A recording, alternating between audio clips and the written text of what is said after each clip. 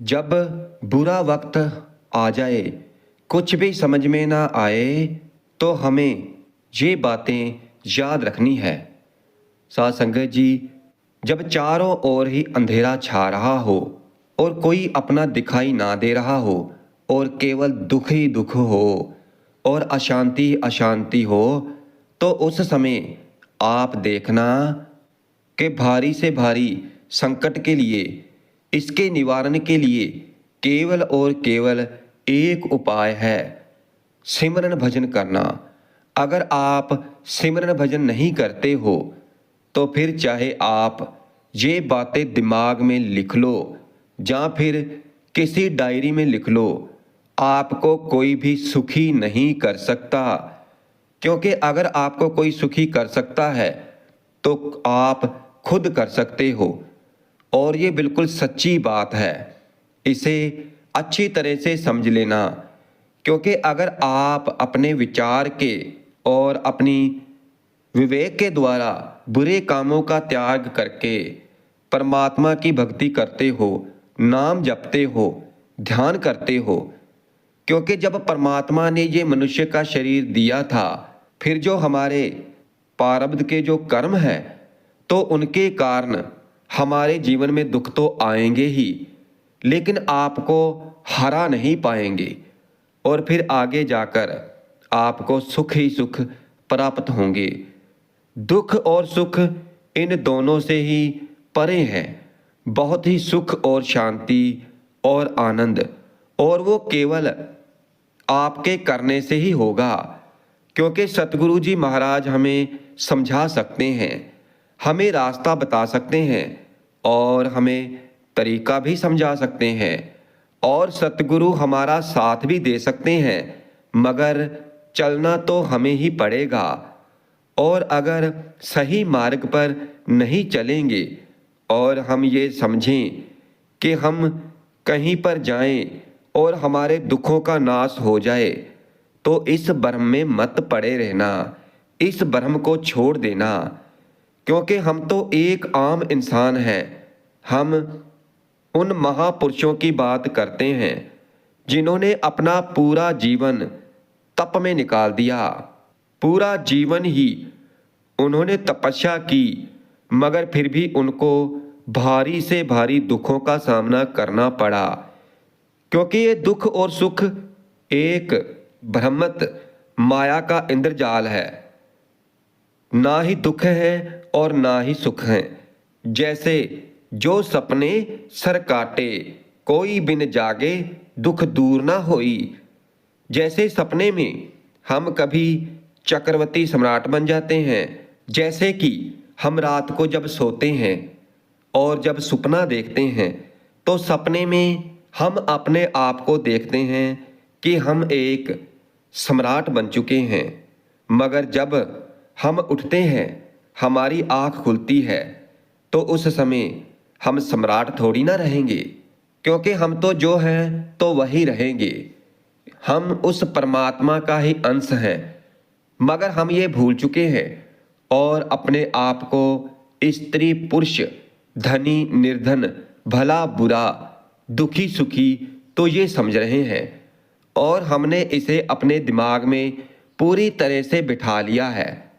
और जब तक हम अपने दिमाग से ये नहीं निकाल देंगे, तो तब तक हमें कोई सुखी कर ही नहीं सकता है। क्योंकि इन सुखों और दुखों में जीने की तो हमने आदत डाल ली है, और इस नाशवान संसार से हम आस लगाकर बैठे हुए हैं। क्योंकि अगर ये किसी के दूर करने से दूर होता, तो फिर खुद जगत गुरु प्रभु ब्रह्म परमात्म तत्व भगवान श्री कृष्ण जी अर्जुन को कह रहे हैं कि हे अर्जुन, ये आने जाने वाले अनुकूलता प्रतिकूलता, ग्रामी शीतलता अर्थात काम क्रोध लोभ मोह अहंकार अपमान निंदा, तो ये सब हमें दुख पहुंचाते हैं। अनुकूलता समान ये कीर्ति धन वैभव, मानी हुई महानता, तो ये हमें शीतलता पहुंचाते हैं, सुख का एहसास कराते हैं। और ये उत्सुकता और शीतलता, अनुकूलता और प्रतिकूलता, तो ये आने जाने वाले हैं। भगवान ये नहीं कह रहे कि मैं इन्हें मिटा दूंगा, खत्म कर दूंगा। वो कह रहे हैं कि हे अर्जुन, ये तुम्हें सहना ही होगा, और अगर तुम्हें इसे सहन कर लिया तो फिर तुम्हारे हृदय में से ऐसी स्थिति प्रकट हो जाएगी कि फिर ये तुम्हें छू भी नहीं पाएंगे। और इन्हें सहने से तुम्हारी भक्ति बढ़ेगी, तुम्हारा सिमरण बढ़ेगा सत्य वस्तुओं के लिए, सत्य तत्व के लिए, और तुम सुखी हो जाओगे। आडंबर, पाखंड, नाटक तो इसकी जरूरत नहीं। प्राकृतिक भोगों में सुख, विवेक, देह का अभिमान, धन जौबन का अभिमान, तो यही तुम्हारे दुखों का असली कारण है। और इनको कोई और दूर नहीं कर सकता, क्योंकि ये तो तुम्हें ही अपनी बुद्धि से, विवेक से, सत्संग से प्राप्त हुई। विवेक के द्वारा इसे तुम्हें ही त्यागना है, क्योंकि दुख तो तुम्हें पकड़े हुए हैं, तो उन्हें कोई दूसरा नहीं छुटा सकता है, उन्हें कोई दूसरा दूर नहीं कर सकता है। अगर कोई कर सकता है तो केवल तुम ही कर सकते हो। तुम्हें ही उन्हें छोड़ना होगा, उन्हें त्यागना पड़ेगा। अगर कोई कहे कि मैं तुम्हें दुख से दूर कर दूंगा, दुख रहित कर दूंगा, तो ये तो हो ही नहीं सकता, क्योंकि इन दुखों को दूर करने का जो उपाय है तो वो सतगुरु महापुरुष ही बताते हैं। वो ही बता सकते हैं कि जब चारों तरफ अंधेरा ही अंधेरा हो, और जब कोई भी अपना दिखाई ना दे रहा हो, और केवल दुख ही दुख, अशांति अशांति हो, तो उस वक्त आप देखना कि कोई तो है जो आपको बहुत प्रेम करता है। तो वो है हमारे परम पिता परमात्मा, क्योंकि हम उनकी तरफ तो पीठ करके बैठे हुए हैं और दुखों की तरफ हमने अपना मुख करके रखा है। तो भाई वापस घूम जाओ, घूमकर उनको देखो, और जब वो देखते हैं तो फिर करोड़ों जन्मों के पाप नाश कर देते हैं। परमात्मा जब उनकी नज़र हमारे पर पड़ती है, और फिर जैसे ही परमात्मा की तरफ अपना मुख घुमा लिया, तो पता चला कि बहुत ही जन्मों से बिछड़े हुए थे, तो आज वो मेरे स्वामी मुझे मिल गए हैं। और भारे से भारे दुख और संकट के लिए केवल एक उपाय है, परमात्मा की भक्ति, परमात्मा की शरण, उनके नाम का जप। इसलिए इसे सत्य समझ लें, इन आडंबरों से कुछ भी नहीं होगा। फिर चाहे कुछ भी कर लो, कितना भी जादू टोना कर लो, कैसे भी तरीके अपना लो, मगर सिमरन भजन के, परमात्मा की भक्ति के बिना कुछ नहीं होगा। अगर परमात्मा की भक्ति नहीं करोगे तो याद रखना, और ये अटल बात है, कि तुम्हें कोई भी सुखी नहीं कर सकता।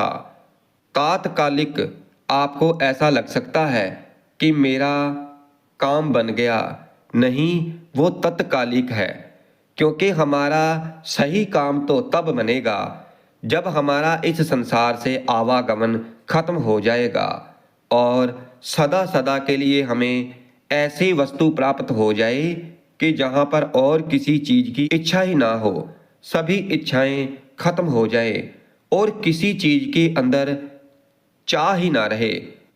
जहाँ पर जाकर दुख ही खत्म हो गया, तो वो हमारे आराध्य देव हैं। इसलिए इन बातों पर अमल करो, चाहे इसे प्रार्थना मान लो, और इधर उधर भटकने से अपने आप को बचाएं। एक कलिकाल मलायन तन, मन कर देख विचार, श्री रघुनाथ नाम बिन नाहिन आन आधार।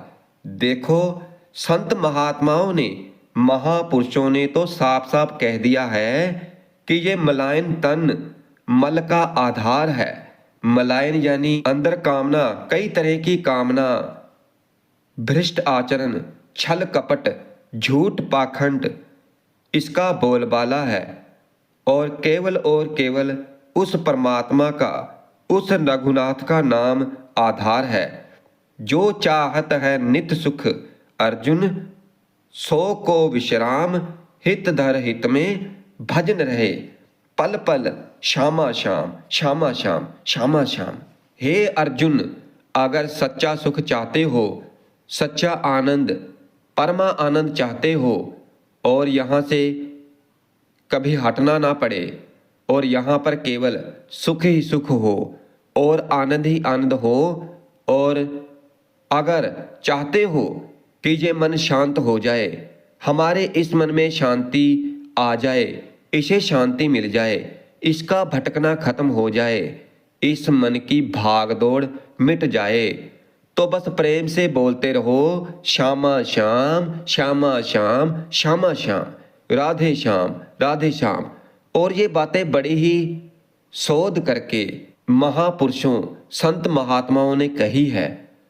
और आप भजन नहीं करते, परमात्मा की भक्ति नहीं करते, नाम का जप नहीं करते, तो इस बात को गांठ बांध लो, इस बात को अपने दिमाग में अच्छी तरह से बिठा लो, और फिर चाहे आप अपनी नित्य डायरी में लिख लीजिए, जिसमें आप अपनी दिनचर्या लिखते हैं, तो आपको कोई भी कहीं भी कभी भी सुखी नहीं कर सकता। इस बात को गांठ बांध लो। और भाई, भटकने की जरूरत नहीं है। अगर नाम का सिमरन करने, नाम जप करने लगे, धर्म युक्त कार्य करने लगे, किसी से ईर्ष्या नहीं करनी, किसी से द्वेष नहीं करना, हर किसी से प्रेम से बात करनी, किसी के प्रति मन में वैर भाव नहीं रखना, जिसको भी देखो तो ऐसा लगे कि मेरे प्रभु हैं, मेरे सतगुरु हैं, तो फिर देखना कि तुम आशीर्वाद देने वाले बन जाओगे। इसलिए ध्यान से सुने। सातरती सातरती सालोकांत तायरती। ध्यान से सुने कि क्या समझाया जा रहा है, कि वो तर जाता है, उसका पार उतारा हो जाता है, और वो लोक भी तार देता है। और जब पृथ्वी पर पाप ही पाप था, असुरों के द्वारा पीड़ित होकर के जहाँ भी परमात्मा का नाम लिया जाता था, जहाँ पर हवन कीर्तन होता था, तो असुर उनका नाश कर देते थे। उस समय कोई दूसरा दिखाई नहीं दिया, किसी के पास भी इतनी सामर्थ्य नहीं थी।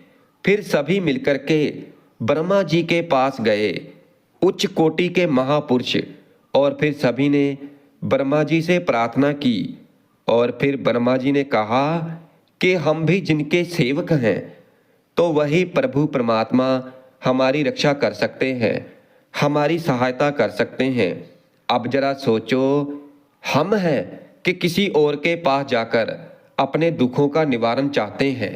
अब यहाँ पर गौर करने वाली बात है कि जिसने सृष्टि बनाई है ब्रह्मा जी, और वो भी कह रहे हैं कि मैं जिनका सेवक हूँ, तो वही प्रभु हमारे और हम सभी के दुखों का निवारण कर सकते हैं। और हमें यही समझ में नहीं आ रहा कि एक केवल उस परमात्मा के, प्रभु के सिवा हमारे दुखों का कोई भी नाश नहीं कर सकता। केवल वही हमारे दुखों का निवारण कर सकते हैं। हमें कहीं भी जाने की जरूरत नहीं है, हमें इधर उधर भटकने की जरूरत नहीं है, क्योंकि सत्संग साध समागम इसलिए किए जाते हैं कि हमारा हृदय पवित्र हो जाए और हमारा मन करे परमात्मा की भक्ति के लिए। सत्संग साध समागम केवल माहौल बनाने के लिए किया जाता है। और फिर सभी ने एक साथ मिलकर सलाह की कि महाप्रभु से विनय करते हैं, प्रार्थना करनी है, तो कहाँ जाया जाए। किसी ने कहा बैकुंठ चले, और किसी ने कहा कि शील सागर चलें। अपनी अपनी भावनाएं व्यक्त कर रहे थे। देही समाज गिरजा में रहो, अवसर पाई वचन एक कहो, हरि व्यापक सर्वर्थ समाना, प्रेम ते प्रगट होई में जाना। भगवान महादेव जी कहते हैं कि उस देव समुदाय में हम भी थे। हमने कहा कि हमारे हृदय में तो ये बात आती है कि कहीं भागने की जरूरत नहीं है। हरि व्यापक सर्वर्थ समाना, कि जैसे वो बैकुंठ में विराजमान है, शील सागर में विराजमान है, तो ऐसे ही वो तो कण कण में, पत्ते पत्ते में विराजमान है। बस तुम उन्हें केवल सच्चे मन के साथ, प्रेम के साथ पुकारो, और फिर जहाँ पर भी उन्हें याद करोगे तो वहाँ पर ही प्रभु प्रकट हो जाएंगे। नाम बाणी जहाँ श्यामा श्यामा, तहाँ नाम बाणी निकट श्यामा प्रगट। सीधी सी बात है कि हमें कहीं भी भटकने की जरूरत नहीं है, कहीं भी जाने की जरूरत नहीं है। जहाँ पर भी हो वहीं पर उस परमात्मा को पुकारो, प्रेम के साथ पुकारो, श्रद्धा भावना के साथ उन्हें याद करो, उनकी भक्ति करो, उनका नाम जपो, कीर्तन करो, भजन करो, और सबको सुख देने की भावना करो। और फिर देखना तुम्हारी दृष्टि बदलती चली जाएगी। उस परमात्मा का साक्षात्कार करने की योग्यता आने लगेगी। और फिर ऐसा ही हुआ। सभी के सभी मिलकर श्री भगवान को विनय पूर्वक आर्त भाव से पुकारा, और फिर आकाशवाणी हुई कि निर्भय हो जाओ, निश्चिंत हो जाओ, मैं स्वयं अपने अंशों का सोयता अवतार लेकर इस भूमि का भार हरण करूंगा। तुम सभी जो बड़े बड़े देवता हो तो जाओ, हमारी लीला में सुख लो।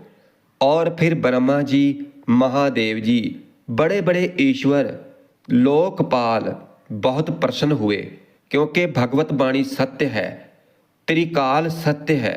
सभी को विश्वास हो गया कि अब मारा जाएगा ये असुर, जिसको लगता था कि जिसे कोई ना अस्त्र के द्वारा मार सकता है, ना शस्त्र के द्वारा मार सकता है, तो उसे परास्त करने के लिए, उसे मिटाने के लिए स्वयं हरि भगवान पधार रहे हैं। और फिर भगवान ने अवतार लेकर के असुरों का नाश किया और पृथ्वी को पाप मुक्त कर दिया। इसलिए सभी देवी देवता उस परमात्मा के ही गुण गाते हैं। तो हमें भी जब मुश्किल घड़ी आए तभी नहीं, हमें हर समय, हर वक्त उस परमात्मा की आराधना करनी चाहिए। हमें नाम जपना चाहिए, नाम की भक्ति करनी चाहिए, नाम की कमाई करनी चाहिए।